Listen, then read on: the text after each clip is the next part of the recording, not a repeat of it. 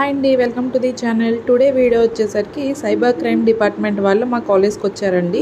Students అందరికీ cyber crime frauds గురించి explain చేయడానికి ప్రొజెక్టర్ మీద లైవ్లో ఎక్స్ప్లెయిన్ చేశారండి. చాలా బాగా చెప్పారు వన్ బై వన్.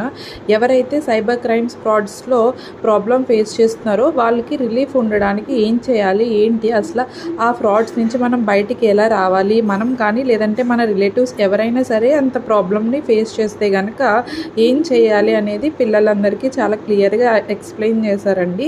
మనం బుక్ నాలెడ్జ్తో పాటు ఇలా బయట ఎవరైతే ప్రాక్టికల్ పర్సన్స్ ఉంటారో ఆ ఫీల్డ్లో ఉన్న వాళ్ళు చెప్తే ఇంకా క్లియర్గా అర్థమవుతుంది కదండి కాన్సెప్ట్.